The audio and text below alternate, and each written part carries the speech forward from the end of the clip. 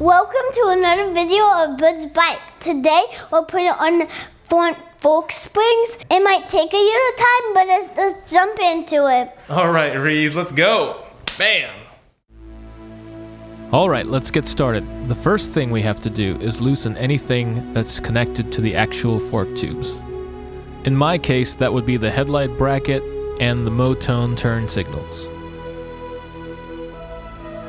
Since we want all the spring pressure off of the front forks, let's go ahead and jack the bike up.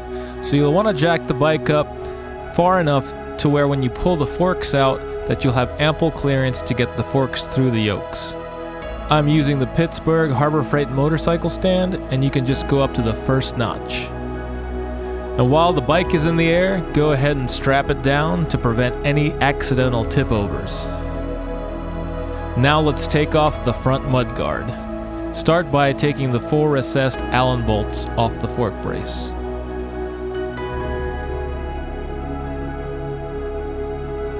Next, loosen the 2 chrome mudguard brackets.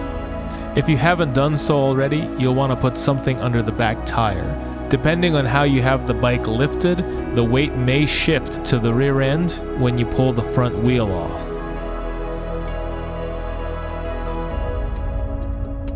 When you try to pull the mudguard off after loosening all the bolts, the chrome brackets get in the way, so what you'll want to do is take off either the front or the back bracket.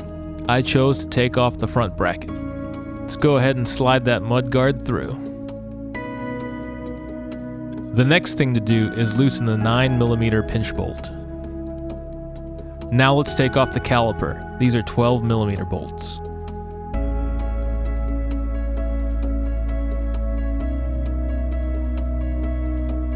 Slide the caliper off by rocking it so you can loosen up those brake pads. Go ahead and tie it out of the way. That'll keep it from swinging about. Let's get that axle out. So the right side nut is a 24 and the left side is a 19. If you don't have a manual on you, you want to keep track of how everything comes apart. That way you put it back together correctly. Now you should have a spacer on either side of the wheel. Mine actually stayed on the wheel, but it's a good idea to pull those and make sure it's greased properly inside there. So you should have 2 spacers, your axle nut, and the washer that goes on the outside of the fork. Now let's go ahead and remove that fork brace.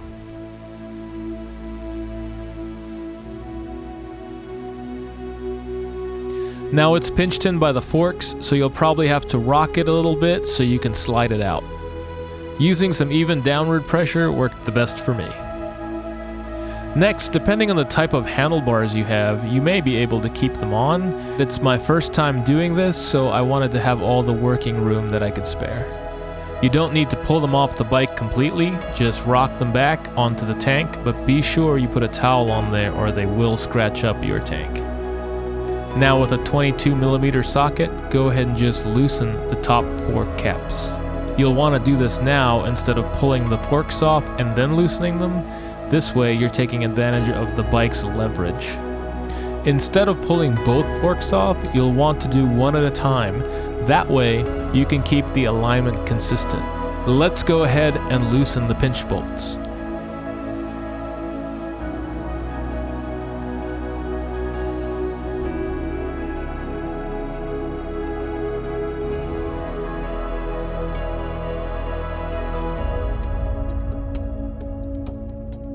Now let's slide that fork out.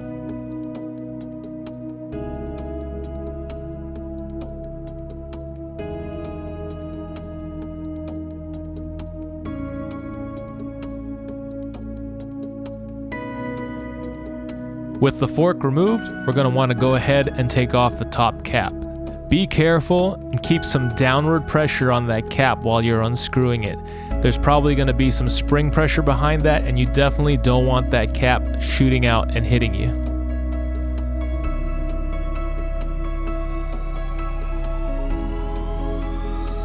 Alright, so let's go ahead and pull out the spacer, then go ahead and dump your oil. As you're doing this, keep your finger on the top opening to catch the washer on its way out. At the same time, you can go ahead and pull out the spring. Once those components are out, you're going to want to pump the forks to get all the excess oil out of there.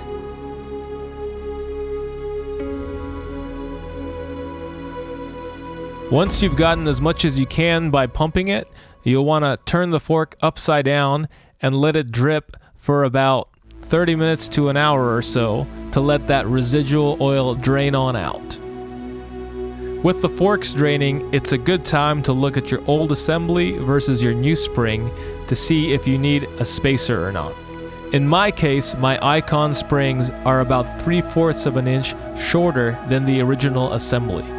Now at this point, you could cut the old spacer to length, or you could use some PVC pipe and cut that to length. I decided to do neither and actually order some preload adjustable caps, essentially being one big adjustable spacer. If you do decide to order some preload caps, I would suggest probably ordering them from TEC. I ordered mine from Bella Corse, but unfortunately they came assembled backwards and without any thread locker on the main screw. So as you can imagine, when I put it all together, the whole assembly came apart inside the shock, forcing me to have to redo the entire job. I also had to get on customer service with Bella Corse and figure out how their preload adjustment caps went together. After finishing the job for a second time, I got to thinking I didn't like how the preload caps were designed, so I went ahead and ordered some TEC preload caps. And I'll go ahead and replace these with those when they get here. If you're curious to see how preload adjusters work and how they're assembled, I'll go ahead and make a video on that and also comparing these two adjusters. If you choose to use preload caps, all you'll need from the stock assembly is a stock washer between the preload cap and the spring. According to the manual, the Triumph oil is a 10 weight. I decided to go with Motul 10 weight medium fork oil. Now each fork will use roughly half of the container, so you'll only need about one bottle. So you don't want to just dump all the oil in at one time. What you'll want to do is pour about 1/4 of it, pump a little bit, and then pour another 1/4 in there. I found it took about 20 to 35 pumps to get all the air bubbles out of it. And you don't really want a hard number here, you just want to keep going until you hear all the air come out and that the fork action is smooth without any gurgling or bubbling.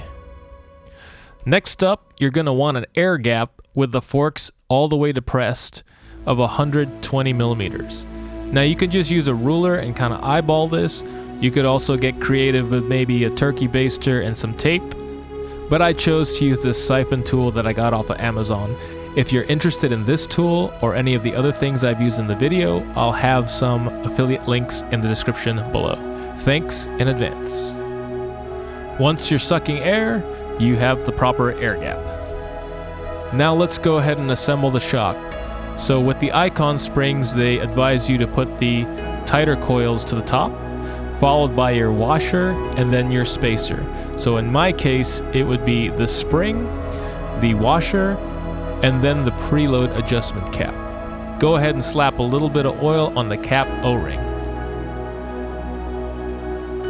Putting on the cap can be a little bit tricky because you're having to compress the spring, pull up on the shock, then screw the cap in at the same time. So the threads on the cap are made of aluminum, so if you cross thread this, it could be pretty bad. So what you want to do is spin the fork the opposite way up to the cap, and once you feel the threads clunk in, you can go ahead and spin it the right way, keeping downward pressure the whole time. Go ahead and just nip that up a little bit, but you'll want to do your final torque with the forks on the bike.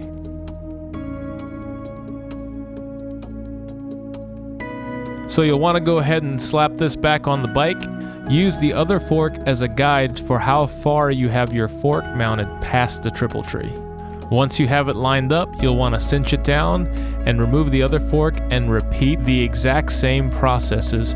Since the method is exactly the same, we're going to go ahead and skip to the part where both forks are back on the bike. Now that both forks are back on the bike, let's go ahead and get that fork brace on. Now let's go ahead and get our handlebars on. You'll want to just loose fit this so when you get the bike off the stand you can make the necessary adjustments to your riding position. Go ahead and put the axle through the 2 spacers and make sure you have that washer on the outside of the fork followed by the axle nut. Let's go ahead and cinch this down, but we'll use our torque wrench for the final torque.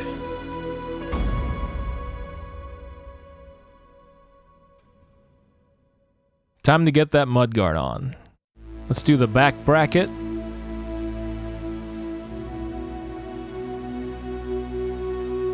And refit the top chrome bracket, as well as the 4 screws that attach to the fork brace.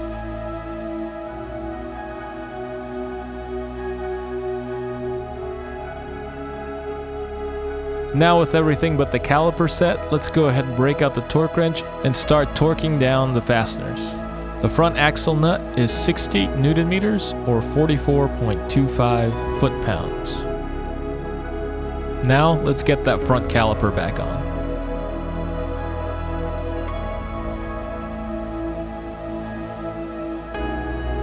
Let's just loose fit these bolts on here to where the caliper still has some play.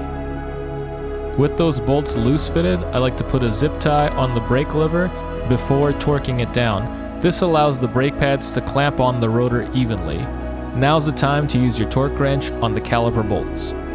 The torque is 28 Newton meters or 20.65 foot-pounds.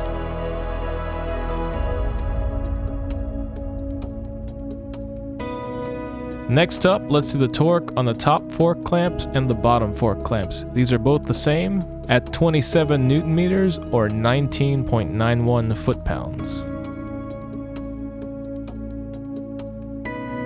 And don't forget about your front axle clamp bolt. This is also 27 Newton meters or 19.91 foot-pounds of torque.